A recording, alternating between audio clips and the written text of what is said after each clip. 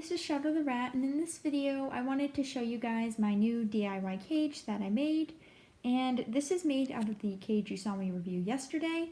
And basically I'm just using this as a play cage for the baby rats, and I will eventually also use it for the other rats. And you're seeing right now exactly why I can't use it as an actual cage, because I haven't meshed the top yet. No, you can't come out. Get back in there. So yeah, I'm going to need to mesh the top, but unfortunately I ran out of hardware cloth, so I just have the bottom meshed, and the baby rats have to be watched by me pretty much all the time. I actually haven't tried the other girls in here yet, but I'm sure they'll adore it. And basically what I did was I took the Living World cage and I hardware clothed it. I added mesh everywhere, and I don't have the two side pieces here. That's because they're being used for the Critter Nation. I have an add-on, and there's a whole story behind that, but basically I don't have the top parts.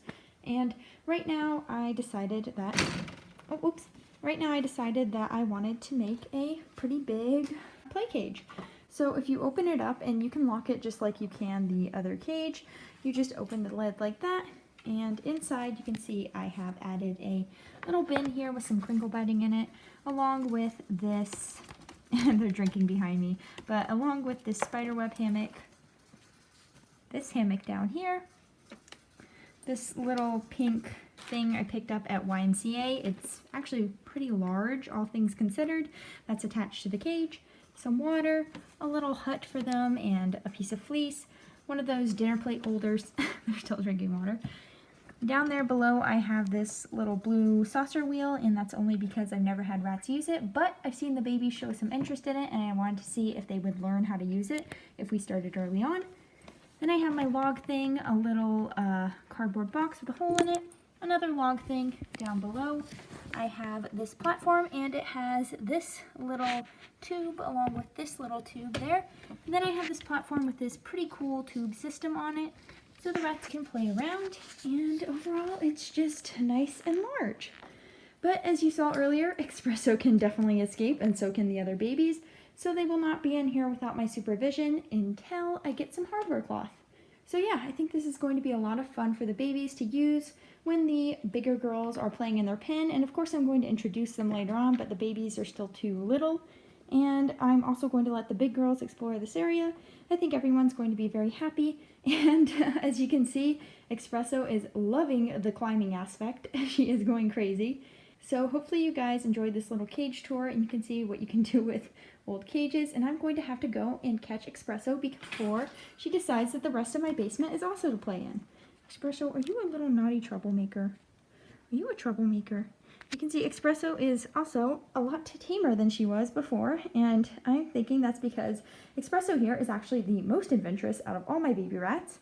And while she is not obsessed with people like the other two, she would do anything to come out of the cage. I just started offering my hand to her, and she would jump up and I would take her out, and now she doesn't care at all if I pick her up. So yeah, you're so cute, little Espresso. Yes, you are. Hi, Espresso. You're very cute.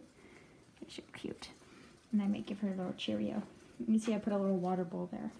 So yeah, I think this cage is going to be a lot of fun for them. Espresso, you want to help me? You want to help me? Okay. What do you do? Whoops. Okay, here we go. There you go. Oh my gosh, you're being blocked. She's so cute. Quickly, let's glance at Cookie and Cream, who are very pissed at me right now for not having them out. Hi, Cookie. Hi, Cookie. You feeling better? You feeling better, Cookie? Guys, I'm going to have a story for you soon, because Cookie was not feeling too well, and I had a really bad experience with that, but luckily, as you can see, she is doing much better, as is Cream, who wasn't sick in the first place. But Cookie here is very pissed at me because this is actually the first day that she's feeling well enough to, well, beg me to take her out, and it's a really good sign. I'll tell you guys more about what happened to Cookie tomorrow. Bye. Oh, good job, Cream.